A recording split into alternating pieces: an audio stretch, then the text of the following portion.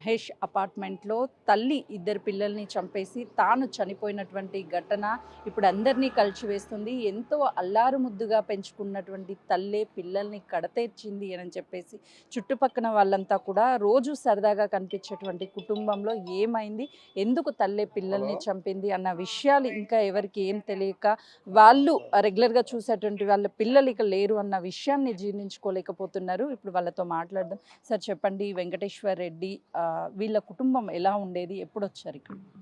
వాళ్ళు ఫస్ట్ నుంచి 4 ఇయర్స్ నుంచి ఇక్కడే ఉంటున్నారు. వాళ్ళు కానీ మంచి ఫ్యామిలీ ఇబ్బందేం లేదు.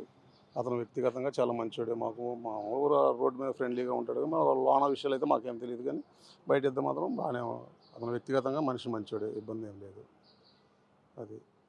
అంటే తేజస్విని కావచ్చు, వాళ్ళ పిల్లలు వాళ్ళు ఎప్పుడైనా కిందకి రావడం గాని, వాళ్ళు ఎవరితోనా డైలీ ఇక్కడే మాట్లాడడం? ఇక్కడే క్రికెట్ ఆడుకుంటా ఉంటారు. ఈవినింగ్ పూట ఇప్పుడు దగ్గర దగ్గర హాఫ్ డే స్కూల్ అయిన కాడ్నించి ఇక్కడే డైలీ మా అపార్ట్మెంట్‌లో పిల్లలు, ఈ పిల్లలు అందరూ కలిసి ఇక్కడే ఆడుకుంటూ ఉంటారు. మేము వెహికల్ ఏసుకొని వస్తుంటే హార్న్ కొడితే సైడ్ అవుతుంటారు. పిల్లలు కూడా బానే ఉంటారు. ఇబ్బందేం లేదు. ఆవిడ కూడా అక్కడికొచ్చి నుంచొని చూస్తూ ఉండిద్ది. ఆ పిల్లలు ఆడుకోవటం అది. అంతేగాని ఇబ్బందేం లేదు. అంటే ఏమై ఉంటుంది సార్? అంటే ఏ కన్న తల్లికైనా సరే తండ్రి కంటే తల్లికే బాండింగ్ ఎక్కువ ఉంటుంది పిల్లలతో. వాళ్ళకి చిన్న దెబ్బైనా సరే ఏదైనా తట్టుకోలేకపోతుంటారు. అలాంటిది తల్లి ఆ గొంతు కోసి పిల్లలు విలవిలలాడుతుంటే కళ్ళ ముందే ఆ తల్లి ప్రాణం కూడా కొట్టుమిట్టాడుండుంటుంది. ఏం జరుగుంటుంది అనుకుంటున్నారు మీరు? వాళ్ళిద్దరి మధ్య ఏముందో మనకైతే తెలీదు బయటికైతే.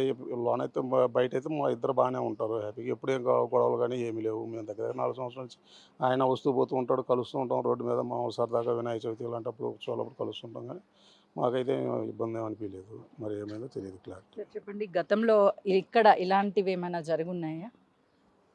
ఒక 7, 8 మంత్స్ బ్యాక్ పక్కన అపార్ట్మెంట్‌లో గూడా జరిగిందండి. ఎందువల్ల జరుగుతున్నాయో అర్థం గావట్లేదు. పోలీసులు కౌన్సెలింగ్ క్యాంప్‌లేమన్నా ఏర్పాటు జేస్తే బావుంటదేమోనని నా ఆలోచన భార్యాభర్తలకి. ఈ రోడ్‌లో ఇది రెండో ఇన్సిడెంట్ అండి ఈ 1 ఇయర్ మధ్యలో. అంటే గతంలో ఏం జరిగింది? ఎందుకు చనిపోయారు సార్? అతను బెట్టింగ్ యాప్‌లో ఏదో లాస్ అయ్యి, బెట్టింగ్ యాప్‌లో ఏదో లాస్ అయ్యి ఫైనాన్స్‌గా ఇబ్బందొచ్చేసి అతను పిల్లలిద్దరు భార్యని చంపేసి అతను హ్యాంగింగ్ చేసుకొని చనిపోయాడని చెప్పి ఇది చెప్పారు. పక్క అపార్ట్మెంట్‌లో దాంట్లో. సార్ అంటే మనం రెగ్యులర్ చూస్తున్నాం మీరన్నట్లుగా కూడా చిన్న చిన్న ఇబ్బందులకి, ఆర్థిక ఇబ్బందులు కావచ్చు, కుటుంబంలో జరుగుతున్నటువంటి గొడవలకు కావచ్చు, ఇలాంటి వాటికే చనిపోతున్నాయి. వీటన్నిటిని కట్టడి చేయాలి అనంటే ఎలాంటి చర్యలు తీసుకుంటే బావుంటుంది? ముందల సెంట్రల్ గవర్నమెంట్ ఆన్‌లైన్ సిస్టమ్ అనేది తీసి పడేసేయాలండి మొత్తం. హ్మ్. మామూలుగా ఇంతకుముందు గూడా వ్యవస్థ నడిచింది గదా! ఆన్‌లైన్ లేనప్పుడు ఇవన్నీ లేనప్పుడు గూడా వ్యవస్థ నడిచింది గదా! తీసేస్తే కొంచెం కంట్రోల్ అవుద్దేమోనని మా అభిప్రాయం. అంటే ఎలా సార్? అంటే ఆన్‌లైన్ వేదికగా చాలా పరిచయాలు ఏర్పడి, వేరే వాళ్ళతో ఆ! రిలేషన్స్ కావచ్చు. రీసెంట్‌గానే చూసాం మనము. ఆ! పటాన్ చెరువు దగ్గర ఆ! గూడా ఇలాంటి ఇన్సిడెంట్ ఒకటి జరిగింది. అవునండి. ఆన్‌లైన్ వల్లే ఇదంతా ప్రాబ్లము. ఆన్‌లైన్ అనేది కొంచెం ఆన్‌లైన్ కంట్రోల్ బెట్టింగు, ఆన్‌లైను అసలు ఫేస్‌బుక్‌లు ఇయన్నీ వాట్సాప్, తీసేయాలి మేడం. హ్మ్. తీసేస్తే ఫేస్‌బుక్ లేనప్పుడు కూడా వ్యవస్థ నడిచింది గదా! యూట్యూబ్‌లో అది. కంట్రోల్ చేయడం వల్ల కూడా యూట్యూబ్‌లో కొద్దిగా సరే. ఉపయోగం. Exactly main sir. మీరు యూట్యూబ్. హ్మ్. యూట్యూబ్ వల్ల కూడా కొద్దిగా నష్టం ఎక్కువైతున్నది. హ్మ్. ఆ క్రైమ్ అన్నది ఎట్లా చేయాలి, ఏం చేయాలి అవన్నీ తీయడం, షూటింగ్ తీయడం, అవి పెట్టడం అవి కూడా ఈ మానసికంగా అందరుగా ఎక్కువ వాడకంలో చూస్తారు కదా, దాని ఎఫెక్ట్ అనేది బాగా అనిపిస్తున్నది.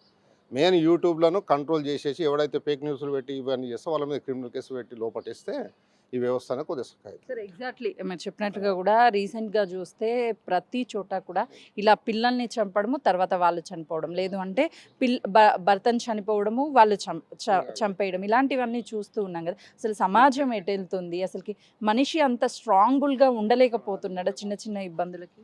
ఇక అంతే, ఇది ఏమైపోయిందంటే మొత్తము ఆన్‌లైన్ సిస్టము ఈ యూట్యూబ్‌లో ఒకటి మానసికంగా ఒత్తిడి.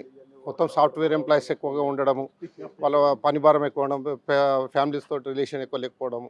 ఇవి కూడా కొద్దిగా ఇంతకుముందు ఏమంటే ఉమ్మడి ఫ్యామిలీలు ఉండే. ఇప్పుడు ఎవరంతట వాళ్ళు ఇండివిజువల్‌గా ఉంటారు. చూసేవాళ్ళు లేక వీళ్ళకి మంచి చెడు వస్తే చెప్పేవాళ్ళు లేకపోవడం కూడా కొద్దిగా ఎఫెక్ట్ అవుతుంది. ముందంటే ఫ్యామిలీ ఉమ్మడి ఫ్యామిలీలు ఉండడం వల్ల ఇంట్లో పెద్ద మనుషులు ఉంటే వాళ్ళు కొద్దిగా కంట్రోల్ పెట్టి మంచి చెడు చెప్తారు. ఇప్పుడు ఎవరంతట వాళ్ళు ఎంప్లాయీస్ వచ్చి జాబులు చేసుకుంటూ పొద్దుగాల రావడం, చేయడం వల్ల కమ్యూనికేషన్ అనేది గ్యాప్ వచ్చేసింది అందరికి. దాని ఎఫెక్ట్ కూడా బాగా చూపుతుంది. అందులో యూట్యూబ్‌లో 24 గంటలు అవి చూసుకోవడం, ఆన్‌లైన్ ఫోన్‌లో అవి పెట్టుకోవడం కూడా క్రైమ్ రేట్ అని పెరగడానికి కూడా కొద్దిగా ఇదైతుంది. అందులో కూడా చూపియడం ఎట్లా, ఏ విధంగా చంపొచ్చు, ఇది మొత్తం చాలా చెండాలంగా తయారైపోయినాయి యూట్యూబ్. ఫేక్ న్యూస్‌లు పెట్టడం అది. అది కంట్రోల్ సెంట్రల్ గవర్నమెంట్ కాదు, స్టేట్ గవర్నమెంట్ కొద్దిగా కంట్రోల్ చేస్తే కొద్దిగా క్రైమ్ రేట్ తగ్గే అవకాశాలు మనం. సార్ యాజ్ ఏ ఒక పేరెంట్గా మీరు పిల్లల్ని పెంపకంలో కూడా చాలా వరకు బాధ్యత తీసుకుంటూ ఉంటారు తల్లిదండ్రులు.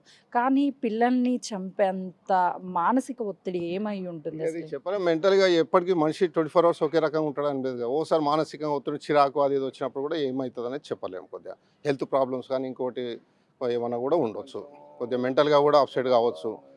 అది ఈ కాలం ఎట్లయిపోయిందంటే డబ్బు అనేది విచ్చలవిడిగా ఖర్చు ఎక్కువైపోయింది. ఒకరిని చూసి ఒకరు ఖర్చు పెట్టుకోవడము ఇవన్నీ కూడా దానికి కొద్దిగా ఫైనాన్షియల్ ప్రాబ్లమ్స్ రావడం కూడా కొద్దిగా ఉంటాయి కాబట్టి.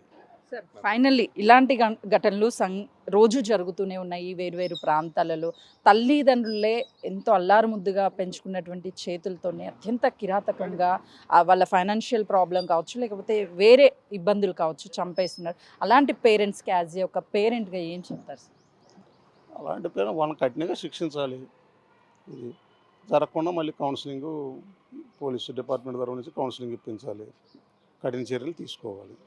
అంటే ఒక తల్లిదండ్రులు పిల్లల పట్ల తీసుకోవాల్సినటువంటి జాగ్రత్తలు ఏంటి? అసలు చంపడం కరెక్ట్ అయినా దాన్ని మీరు కరెక్ట్ అని ఎవరు ఉంటారు? అది కరెక్ట్ కాదు కదా. మనం కని పెంచి కొంతకాలం పెంచి మనం చంపేదానికి అది మనం పశువులం కాదు కదా, మనుషులం కదా. అది కరెక్ట్ అని ఎవరు ఉంటారు? అది కరెక్ట్ కాదు ఆ విషయం. దాన్ని మనం తీవ్రంగా ఖండించాలి. అంటే పిల్లల్ని తేజస్విని చంపినటువంటి ఘటన అందరినీ కలిచివేస్తుంది, చుట్టుపక్కల ఉన్నటువంటి వాళ్ళని. రెగ్యులర్గా ఇదే ప్లేస్లో తేజస్విని పిల్లల్ని ఆడిస్తూ ఉండేది. ఈ ప్రాంతంలోనే పిల్లలు హాఫ్ డే స్కూల్స్ వచ్చిన దగ్గర నుంచి ఎంతో చక్కగా యాక్టివ్గా ఉంటారు. అటు వెంకటేశ్వర రెడ్డి కూడా అందరినీ ఆప్యాయతగా పలకరిస్తాడు. వాళ్ళ మధ్య చిన్న చిన్న విభేదాలు ఉండొచ్చు, కానీ చంపేంత వరకు వెళ్లకుండా ఉండాల్సింది. పోలీసులు కూడా చర్యలు తీసుకోవాలి. భార్యాభర్తలకి కౌన్సిలింగ్ ఇవ్వడం కానీ ఇలాంటివి చేస్తే ఇవన్నీ కట్టడి చేసే అవకాశం ఉంటుంది. చాలా వరకు యూట్యూబ్ అంటే సోషల్ మీడియా వచ్చిన తర్వాత అందులో ఎలా చంపాలి, చంపిన తర్వాత ఎలా దొరకకుండా ఉండాలి, ఇలాంటి వీడియోస్ కూడా పోస్ట్ చేయడం వల్ల ప్రతి ఒక్కరూ చంపడానికి ఆ వీడియోస్ చూసి పిల్లల మీదో లేకపోతే వాళ్ళ మీద వాళ్ళనే చంపుకోవడానికి ప్రయత్నించడము ఇలాంటివి చేస్తున్నారు. సోషల్ మీడియాని కూడా కొంతవరకు కంట్రోల్ ఉంచాల్సినటువంటి బాధ్యత అటు సెంట్రల్ గవర్నమెంట్ది ఉంది అని చెప్పేసి ఇక్కడ ఉన్నటువంటి స్థానికులు చెప్తున్నారు. కెమెరామెన్ నరసింహతో సుజాత, హైదరాబాద్.